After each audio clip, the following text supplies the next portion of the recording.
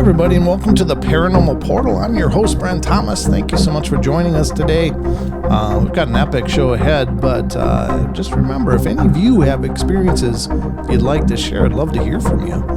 You can either email me at paranormalportalradio@gmail.com or head over to paranormalportal.net and scroll down and find the button that says Interview Me, and that'll allow you to look at a calendar of possible times and dates and find a date that works for you. Love to hear your stories, so definitely get in touch with me.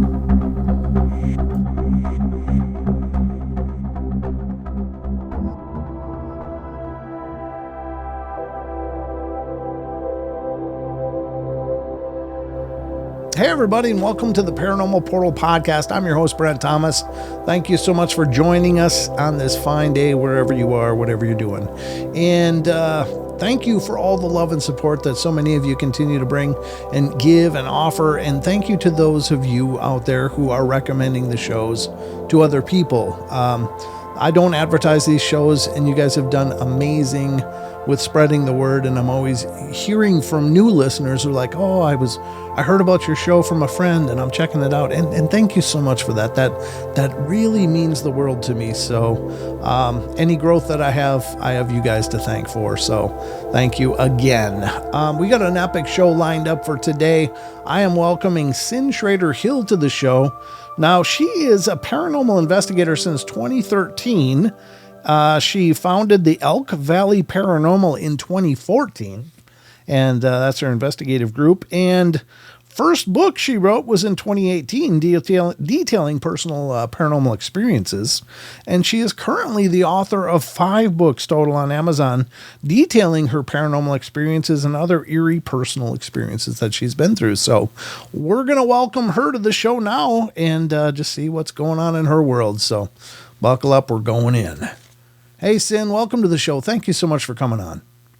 Thank you so much for having me. I'm so excited to be here. I'm really excited to have you here. You and I have been talking for a little bit prior to recording, and I'm really excited to dig into all of these various facets of your experience. But I kind of want to start, if you don't mind, with my one canned question, and that's, where did this start for you? Because you started in 2013.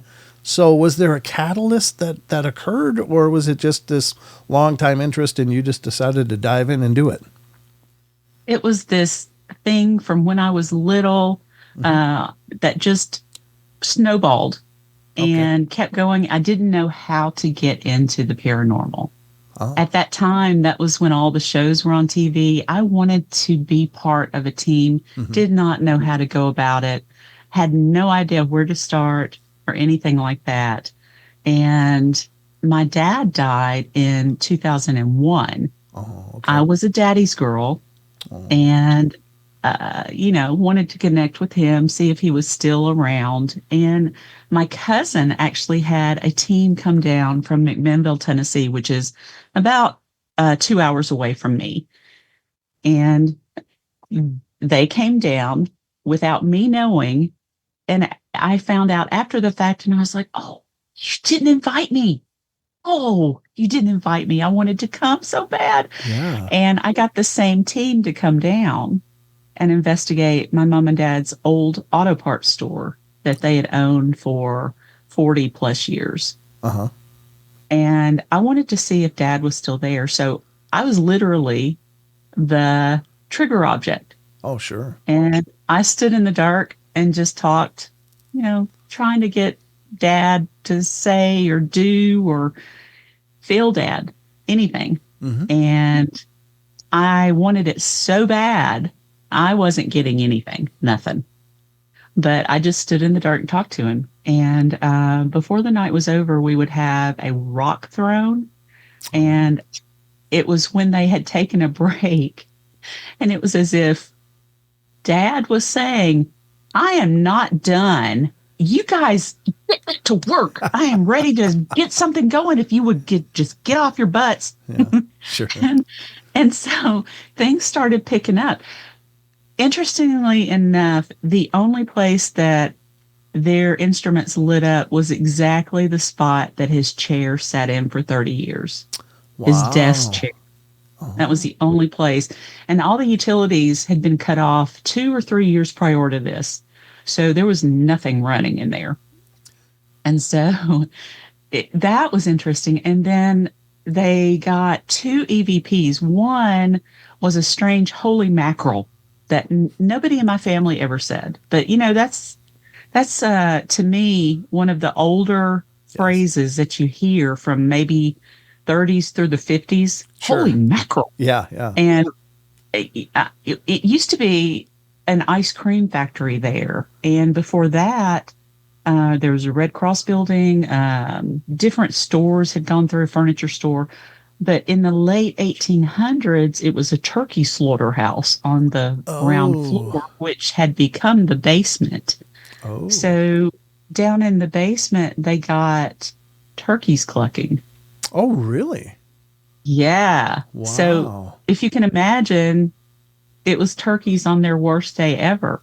And so we had turkey ghost and somebody saying holy mackerel, probably from the ice cream factory is what I'm thinking. That got the bug hit me right there. Sure. I mean, I wanted to find those voices. And so that I became their case manager almost overnight. I would find places for us to investigate. And the first thing I ordered, other than my little digital recorder, was a spirit box. Oh, okay. So I became the spirit box person and doing the EVPs and finding those EVPs, and actually could hear a little bit better than some of them could. And so it just became my thing. And years later, that's still my thing. I can hear better than my team members' EVPs. So, and then when I formed my group, Elk Valley is everywhere down here. Elk Valley this, Elk Valley that. So Elk Valley Paranormal EVP was just perfect for me. So that's what happened. Oh, very cool. Now, just out of curiosity, and this is something that my more nerdy side asks all the time, because you always see these places that utilize, names like Grizzly Hills or something, and there's no bears anywhere near there anymore. Maybe there was in old times. Are there still elk in Elk Valley? No, but there used to be. Right, there used to be all over the place, yeah. Oh, okay. And, yeah. Okay, gotcha. I wish we still had some, but there's plenty of deer, but no elk around Sure. here. Yeah, their elk are actually huge. They're monstrous creatures. But Beautiful, fascinating. Yeah, they are. They're wonderfully beautiful. That's really fascinating. And so you just started throwing yourself into investigating and doing the group. And at what point? How long did it take you to have some just really amazing experiences? I'm curious about that. It was almost immediately. Okay. I joined that group, and they trained me into using the equipment and what the equipment even was, how to listen and how to stand there and feel things. And it was actually with one of the founders of that group that I found out that I was sensitive. I had been picking up things all my life, which had caused panic attacks. And I couldn't figure out why I was having these horrendous panic attacks growing up from age 10 on. It was because I was taking on everybody's energy and had no idea I was doing it. So there's probably a lot of your listeners that have done that growing up and still might not know that that's what's happening. But we do that, and it can be catastrophic sometimes, because I've ended up in the emergency room 2 or 3 times with them. And so they can be just devastating. Yeah, panic attacks can actually kill you. Yeah. Yes. Yeah. Yes, because it feels like you're having a heart attack sometimes, right. And you're just stuck. You can't do anything about it. Panic attacks are horrible, right. Absolutely horrible situations. And he actually made me realize that's what was happening, and that I needed to protect myself. Yes. He didn't know how to tell me to protect myself. but he gave me that insight. And so when I met my friend Mark Elliott Foltz, he's the one that does the art on my covers and the illustrations in my books. He's one of my very best buddies now.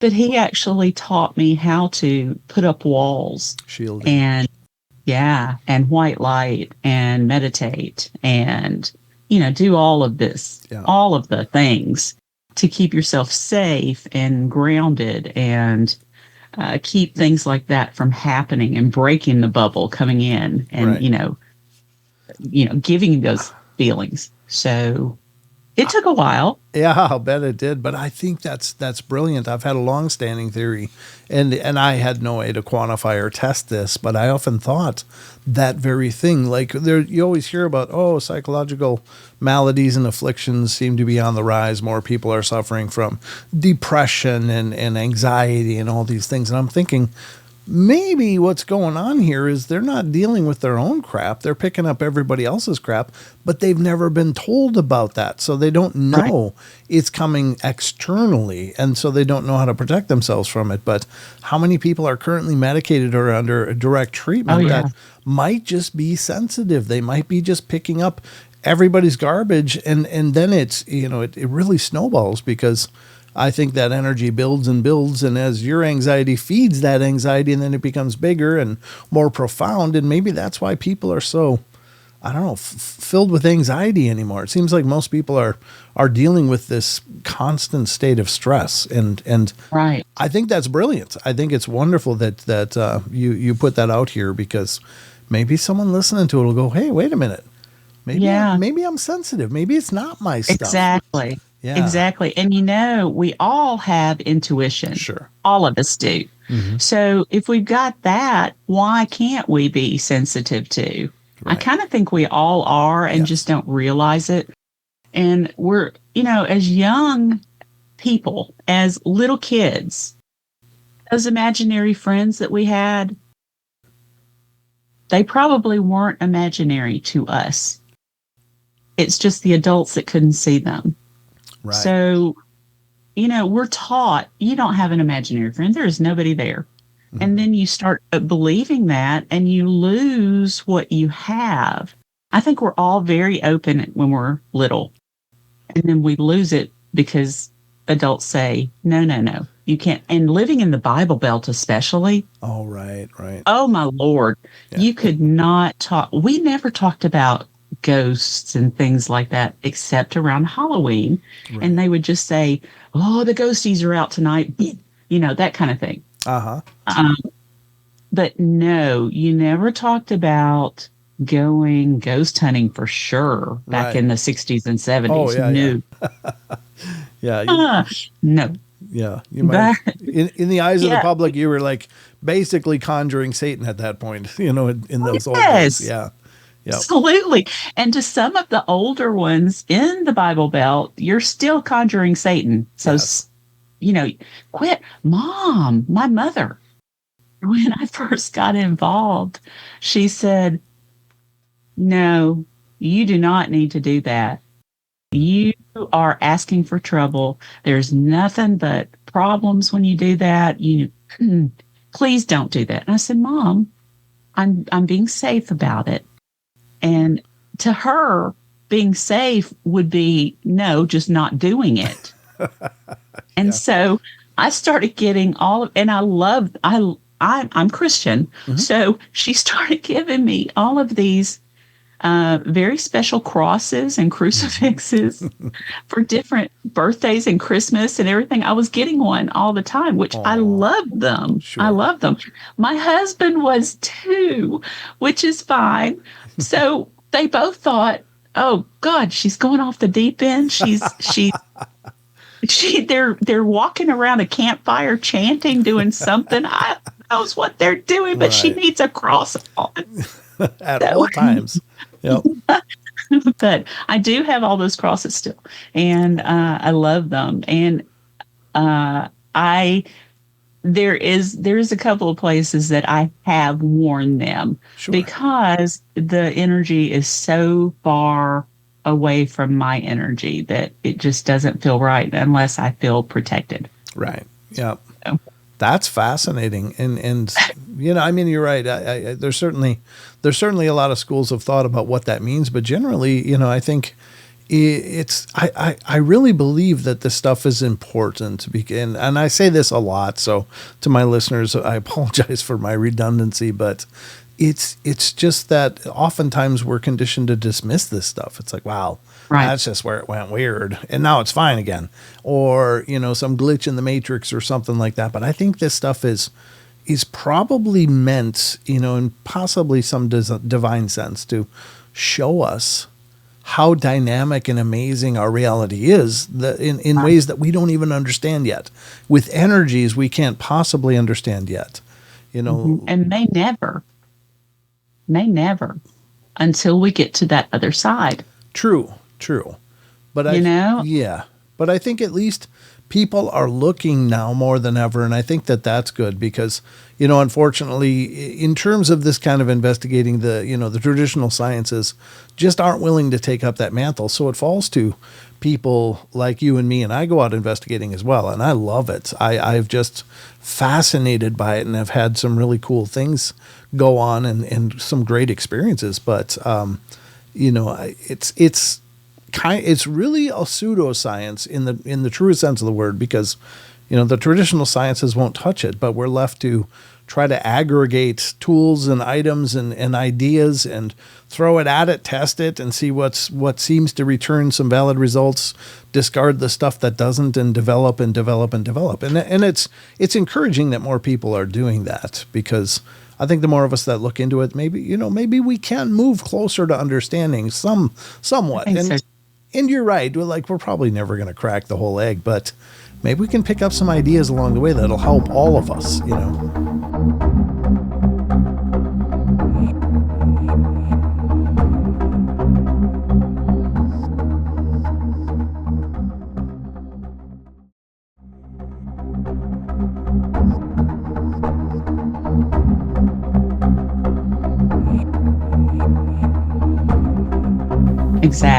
Exactly. And a lot of us have started using scientific methods to try to figure out what in the world is happening.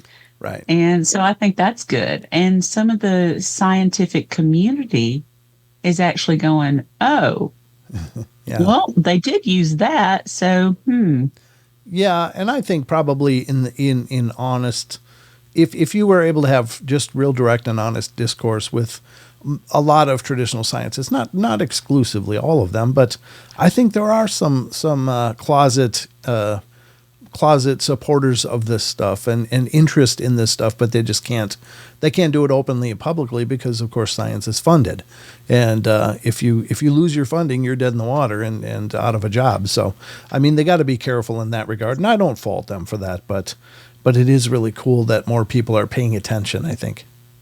Exactly.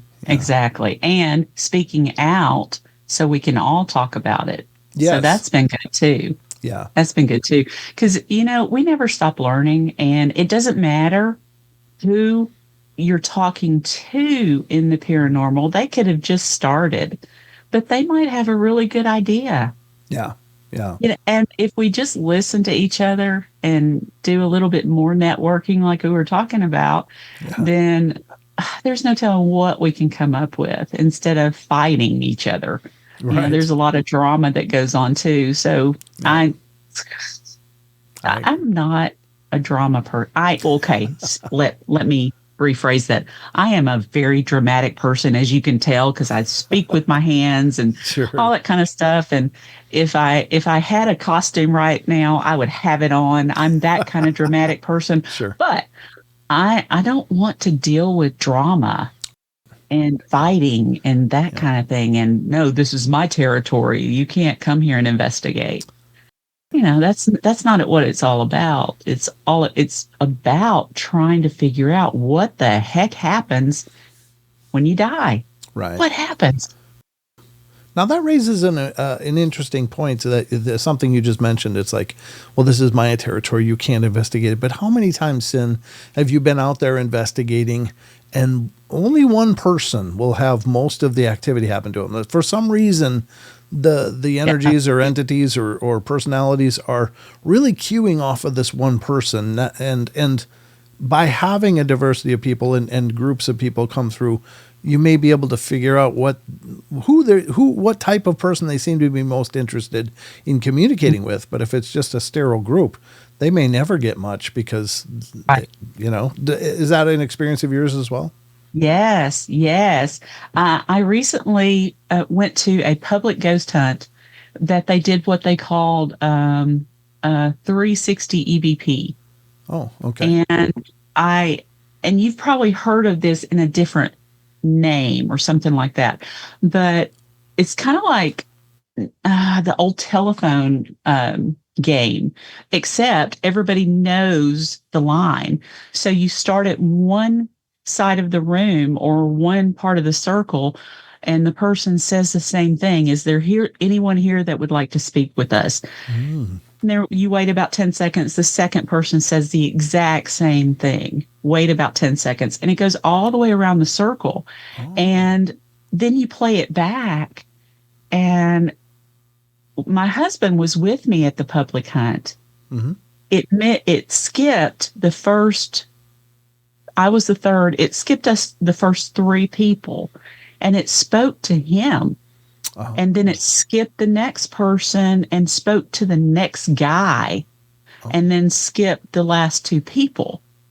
So that particular spirit wanted to speak to the guys in the group. Okay. And then they brought a second group in, and I think it was one of the guys' wives that it spoke to, and then someone else. So they brought those four people together to see if they would get another round of conversation. My husband got spoken to again. Oh, really? And then, somebody else did. And I want to say it was the other guy again. Okay. But that was an interesting experiment. It is. Yeah. Very interesting. We couldn't understand what they were saying, but they were talking to them. So that was a really cool experiment, and I'm going to use it. Yeah, that sounds excellent. And who knows why? It might be a personal preference of the entity, or it could just be that person's energy or whatever. But yeah, I mean, for whatever reasons, they just seem to cue off of individuals in a group of people. And that's powerful. I think so too. Yeah, me too. Through the course of your investigating, have you gleaned, or do you think you've extrapolated anything, or what have you come across that's really like blown your mind, like, oh, and maybe brought to you to some understanding of what's going on, or is there anything? Probably one of the weirdest things that's happened to me, and I've told you I work with audio. So people will send me audio through email and say, do you hear anything? I hear something, but I think I'm just imagining it. No, there's something there. And I'll pull it out and send it back to them.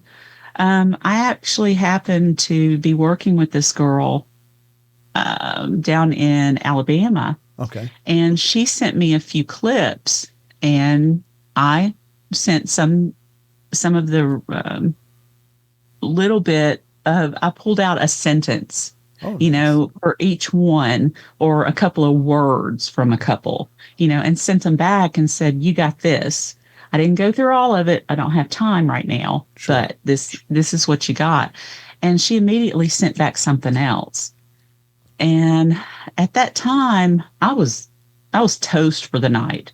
So I you know what? I'll get this tomorrow. I can't deal with it right now. Right. And so closed the computer, and she was actually dealing with some spirits, very intelligent spirits that were stalking her.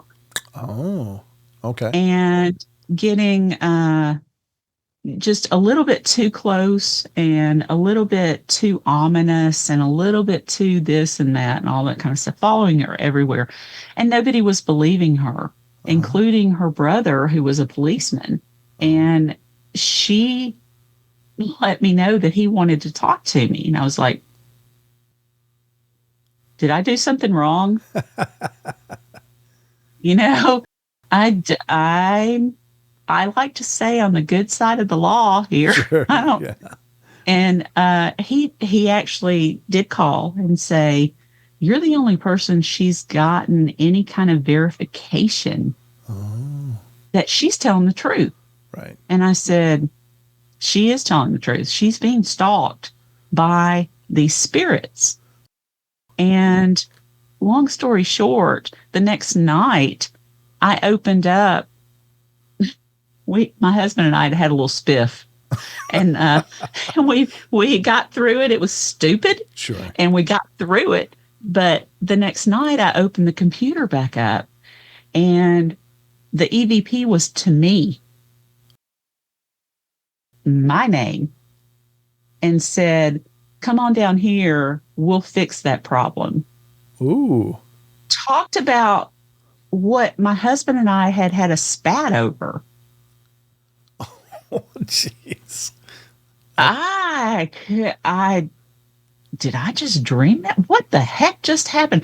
Listen to it again, and no, it was serious. It was they come on down here with us. We'll fix the problem. Wow. And I closed the computer again, freaking out, going, "The just happened."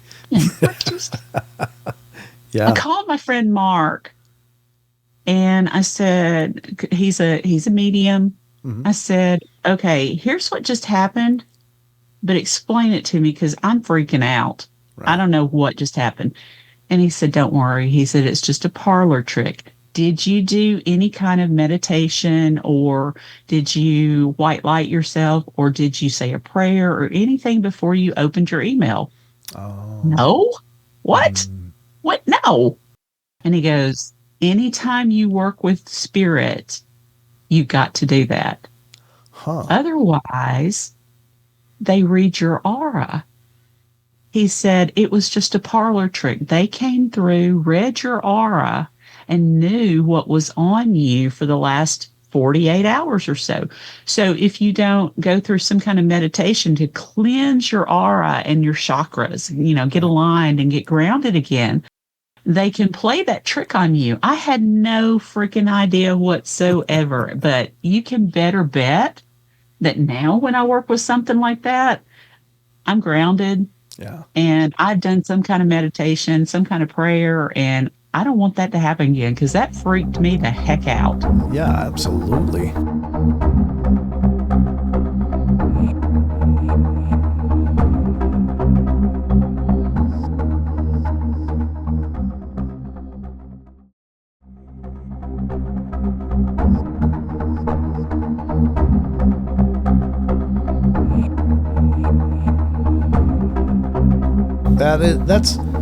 That's really that's concerning. That even geographically being displaced doesn't matter. It doesn't matter at all. No. Wow. No. Mm-mm. It was weird. It was very weird. And, they were just coming through frequency. They were Sure. using frequency to come through the computer. Mm. So it's all frequency. It's all energy. Right. And my friend Mark, he's the one that does the illustrations and everything on my book. So he's my bestie. Yeah. And he has started doing remotes from his computer. So somebody on an investigation will have him on the phone, and he will be telling them, "You need to go here, you need to go there." He was just doing that with a friend of mine that lives in Ohio and goes over to Indiana. Oh. And Mark is in Florida. Oh, wow. And so he was doing a long distance remote through the computer and actually getting better results than just a cold remote. Ah. So it's all frequency. Right. Right. Wow. It's just amazing what we can learn if we do a little powwow every once in a while and kind of throw ideas out. Yep. Mm-hmm. let me ask you this. So you go out investigating, you're going out into various locations looking for these personalities, spirits, entities, whatever. Have you had them follow you home? Have you had things happen in your home as a result that you think from doing these investigations? I've had one Okay. that followed me home. All right. I did not know it, had no idea. Had recently started. This was before the paranormal email came through. And so I didn't know to protect myself at all costs at Right. anywhere. Yeah. And I love going to historical places and finding out what had happened there and, whatever. We had gone, let me preface to say, but we had a ghost cat here. Oh, okay. And that was kind of funny by itself. My husband and I have only been married going on 13 years next month. Only? And that's pretty good nowadays. I know, right?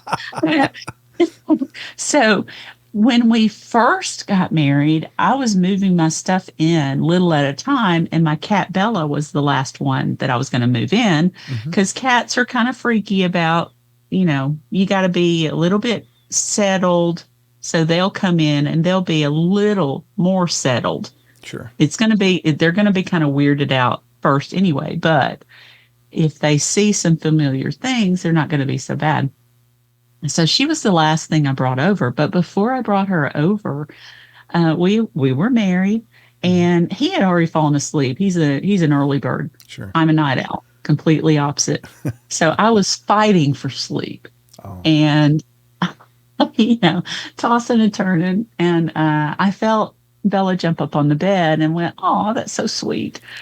And turned over, was almost asleep, and my eyes flew up and went, "Bella's not here yet." Oh, wow. We got a ghost cat. And so I didn't say anything. It happened about 2 or 3 days later. Greg had not fallen asleep yet. And this ghost cat jumped up on the bed, turned around, and settled down by my feet.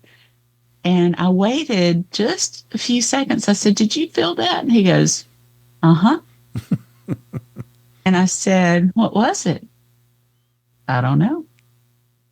I said, "Has it happened before?" "Uh-huh." I said, "Were you going to mention it?" "Nope." And I said, "What do you think it is?" "I was waiting for you to tell me." And I said, "It's a cat. It's a ghost cat." Yeah. And so then I moved Bella in, and here's one of my other babies right now. This is my. Oh yeah. Oh, she's like, "I sweetie. be on camera." Oh. I moved Bella in, and she settled right in, not a problem. Oh, cool. But that I guess it was that year in the summer, we decided to go up to Pennsylvania, where his family is from. So all of his relatives are still up there, and we got to go see. There were 3 of them that died within a year of us going up. So he got to see them before they passed, which was a big thing because they were very close. So it was a trip that needed to happen. Right. And while we were up there, we went from the Pittsburgh side of the state to where he's from, all the way across. We went through the Dutch country. We went through Hershey. We went through Valley Forge, Gettysburg, Philadelphia, all that kind of stuff. When we were in Valley Forge, it was a really, really hot day. I had gotten food poisoning. Oh, no. Back just north of Pittsburgh. Okay. And it wasn't good. It sidelined me for 24 hours. Oh. So, got over it, still not feeling great, but much better, enough to travel. And so we got to Valley Forge, being a really hot day. I wasn't back up to 100%. So I was sitting in the air conditioning saying, "Okay, I've had enough for today. We need to go." And we left soon after. The next day, we were in Philly and touring, even eating a Philly cheesesteak, not a problem. So feeling great. And then we came all the way back down through Shenandoah National Park and then into East Tennessee and back into Middle Tennessee home. A couple of days later, I realized that there was something different at the house. I wasn't sure exactly what it was. It wasn't a bad something, Sure. but there was something extra there. Okay. And if you listen, you could hear a little rustle every once in a while. Oh. And I asked Greg, did he notice anything? No. He didn't want to anyway. Sure. But, that kind of thing. But I waited for him to go to work. And I got my recorder out and I got a few things out to try to figure out, I'm pretty sure something's here. And I was just walking around talking, asking questions. I couldn't see anything, but I felt it. Okay. And the one I knew I had her when I came out of the bathroom and said, I'm turning the light off now. And she said, thank you. Wow. Wow. Gotcha. I gotcha. And it was a class A. It was right there. And so I went through all the questioning, answering all kinds of stuff. She was a nurse during the Valley Forge era. Wow. Okay. Had hooked onto me at Valley Forge because I wasn't feeling well. And that's why I was able to eat a Philly cheesesteak the next day. There's nothing wrong with me, and was great all the way back to the house. And she ended up staying about 3 months here. Oh, okay. And I asked Mark, I said, what do I need? I kind of feel like she's ready to go. And he said, just thank her and wish her on her way. Yeah. And I did. And it wasn't very long that she was gone. And then I realized the cat's gone too. Oh. They bonded. And she took the cat with her. Oh, so okay. I thought, oh, well, that's kind of sweet. That is sweet. Yeah. Yeah. Now, can I ask, how did you get to the point where you're like, I know who this is and where it's from? How did that all come to be? It was questioning and answering any kind of questions and answers I could get, because she would answer that one EVP when I caught her. Yeah. It scared her from the recorder. Oh, okay. So she would not talk again, but she would answer questions. And so she would give me yes and no's on different things. And I had everything out you can imagine. I had copper rods out. I had anything I could find in my arsenal that I could get any kind of answer off of. Oh, and she was answering me. Okay. Gotcha. Well, that's fascinating. It was just a trial and error kind of thing. Yep. I mean, I worked with her for hours that day. Hours that day. So it was just a really cool thing to find. Sure. And then her to take the cat with her when she left. I love that. I do too, because it's like, I think if you were an earthbound spirit, the idea of just wandering alone, whatever, or being anchored to a place alone would be, I would imagine, a fresh kind of hell, after a while. Right? Yeah, just same old. Right. So it's kind of sweet that they may sometimes become transitory, and maybe they pick up impressions or energies along with them that they like, and they, have a sense of community, or at least compassion with something. Yeah. I think that's beautiful. What do you think is going on with spirits as an investigator? This is something that is always perplexing to me. And I realize they're not there to entertain us, and so perhaps getting any response at all is just always incredible, of course. But sometimes you'll get like spurts of activity, then a dead zone of just nothing, and then spurts, and then nothing. Do you think that has to do with the amount of energy they have to express in order to interact with us? Or do you just think they just kind of like, I'm just going to take a break here and just go off? Or do you have any ideas? And I realize it's speculative, but I'm always curious about this as a researcher myself.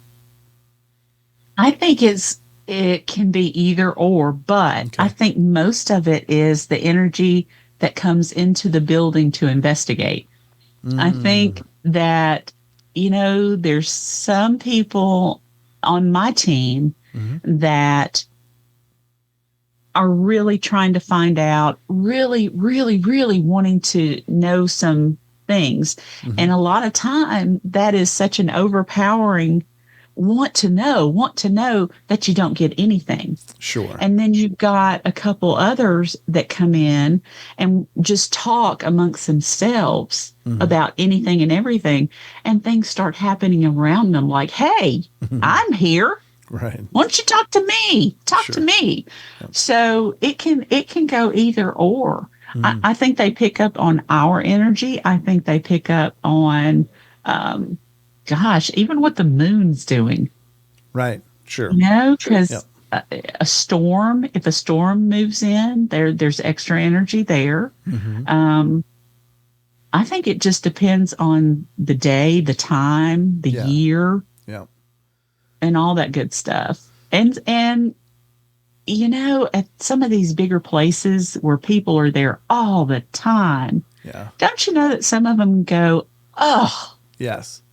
another group tonight. I'm going in the other room. That's exactly something that's occurred to me too. It's like, I investigated St. Ignatius over in Washington State. And then while investigating that over the course of 2 nights, we were staying in a haunted Airbnb.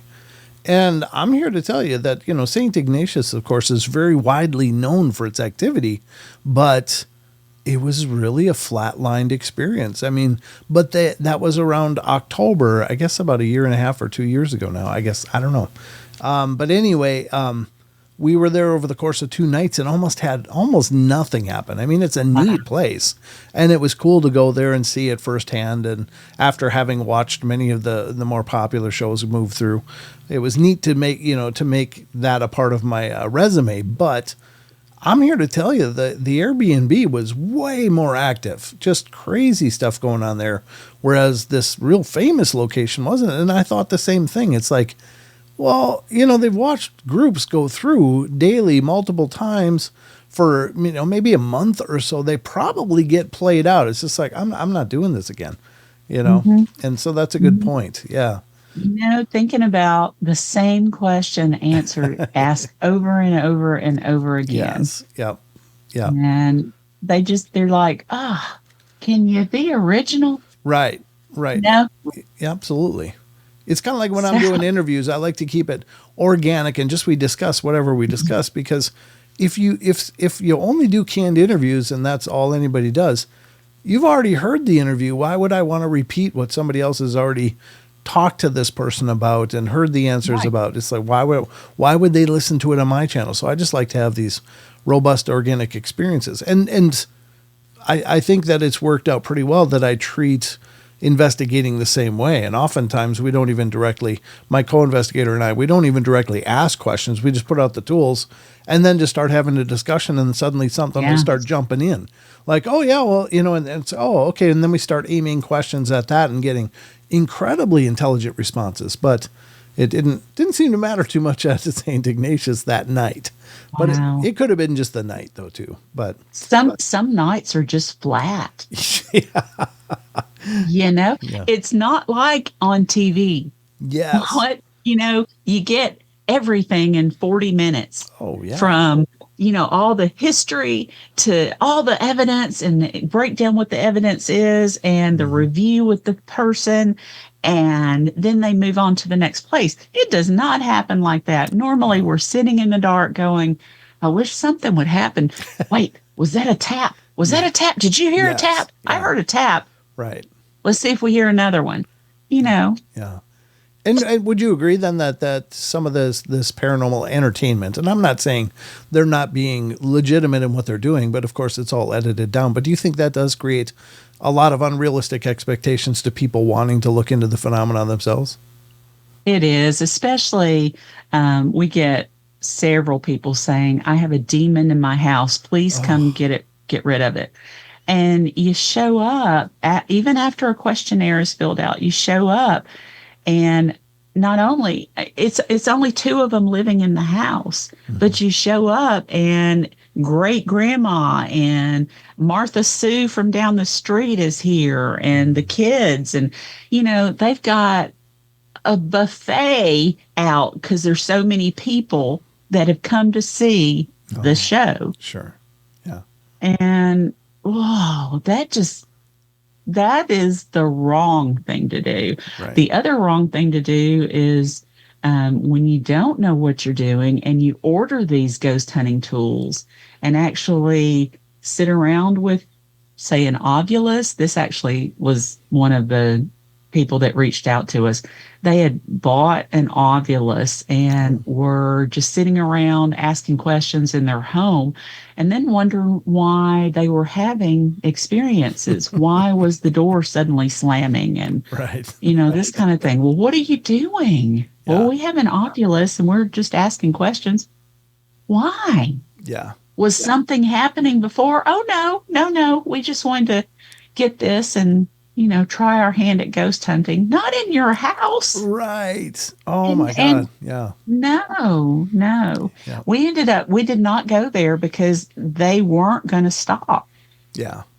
They specifically said, no, we like doing this. Okay. Oops. You're going to get bit. Yep. You poke the dark and sometimes the dark pokes back. Yep. Absolutely. Mm-hmm. Wow. That's shocking. But you're right. I mean, and I don't begrudge those people wanting to have these experiences. I mean, it's fascinating, it's curious, it's exciting, but it also is dangerous. And I think that's the part a lot of people don't really, you don't get that so much from the shows. They might have some terrible experiences happening, but then they go home and then the next time you see them, they're going at it again somewhere else. And you really don't understand. What would you have to say to that? Oh, if you open up the line of communication, please close it. Oh, perfect. Yeah. Please close it. If you're going to do it correctly. And that's any kind of form of communication with spirit. It can be, if you do Ouija boards, use it correctly, use it safely. Close it when you're done, close the darn thing. If you are using a spirit box with a spirit box session and asking questions, make sure you close it and say goodbye. If you're doing, pendulum, anything where you're talking to spirit, even walking around, just talking, close the session because they can still pop through and follow you home. And some of those things, you don't want to follow you home. Sure. You can't pick and choose. Right. You can't say, oh, this is the sweet cook that was in the kitchen that we talked to all night. You don't know that. Right. You don't know that. So just be careful. Please be careful. Exactly. Now, and I don't mean to put you on the spot here, but I'm just kind of curious, what methodologies, and I know you're not writing a prescription here like a doctor, but I'm just curious about your process with closing the communication. How do you do that? On my spirit box, I say, okay, that was our last question. If there's anything else you want to say to us, you've got 10 seconds. And I do that also with my digital recorder. I'm about to turn this off. So if you got anything you want to say it. And then once that time is up, thank you, goodbye. Okay. And it's over. Okay. It's over. I also always do a prayer before and after, just because that's how I was brought up and that's what I feel safe with. Sure. Do I do other things as well? Yeah. Sure. Yeah, no, I think that's great. Yeah. Yeah, you do as much as you think you need, and you pull from as many different areas as you need. I'll do not only prayers, I've got crystals that are my choices of crystals, and I might swallow a little bit of rock salt before I go in somewhere, or throw some salt in the shower, light myself before the hunt. There's just all kinds of things you can do. Right. And just find what works for you, right, and be consistent in doing that so that you are safe. Yeah. Yeah, I think that's great advice. And I didn't mean to throw you, put you in the spotlight fine. for that, because I just think that's an important thing to reinforce, because they don't show that kind of stuff on these shows. You don't see that part of it. So you think, well, I'm just done. I'm going home. Well, you might be dragging a train behind you of all kinds of things you don't want following you home. But you've got to protect yourself. And I'm a big adherent to that personally. But yeah, this is great. Cyn, we're kind of closing in on the end here, but I want you to have some time to let people know where to find your books, where to keep in touch with what you're doing, and any other information you'd like to share. Sure. My books are on Amazon. They're in paperback and Kindle edition. If you have Kindle Unlimited, they're free. Ooh. Free, I tell you, free. Wow. And I am on Facebook, on Instagram, TikTok. You can find me, especially on Facebook, at Cyn Shrader Hill Author. And those 5 books on Amazon are about to be joined by 6, 7, and 8 this year. Wow. And so there is a second science book coming out. There's also a near-death experience book coming out. Several of my friends have had those. Oh, nice. And I've collected their stories into one book. Also, including in that book is angel rescues or warnings that they have gotten to actually avoid catastrophic events. Things like that. So that's what that book is about. And then I've got another book of dark tales coming out. So a little bit of everything. And if you have a story for me you'd like for me to read, because I do collect them and add them to my book sometime. And if you'd like to be part of that, you can be anonymous. You can tell the story with your name.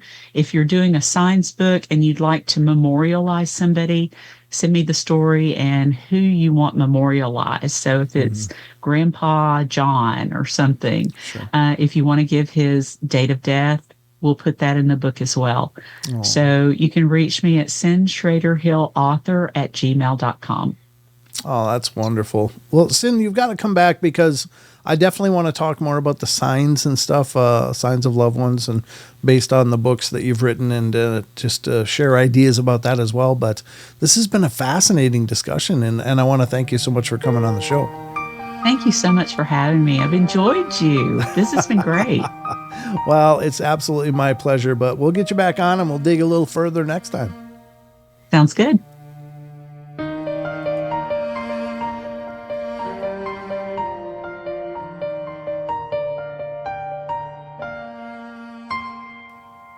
All right, everybody, that's going to wrap it up for us today. So hope you guys enjoyed the show, and thank you again so much for all your love and support. And remember, if you want to follow the Paranormal Portal, probably the easiest way is to head over to paranormalportal.net. And that's the homepage for the Paranormal Portal. And you'll find links to all of our different social media and sites and information about the shows, including our YouTube channel, which is youtube.com/paranormalportal. Or just look for Paranormal Portal on Google or whatever search engine, and you'll find links to our social media, such as Facebook, Instagram, TikTok, and Twitter. So we're kind of all over the place, and we're spreading as well as we can. But anyway, thank you so much for the love and support. Y'all take care, and remember, we love y'all. Be good, be kind, be nice. Take care of each other, help each other out, find the magic in every day, and remember to laugh as much as you can. Until next time.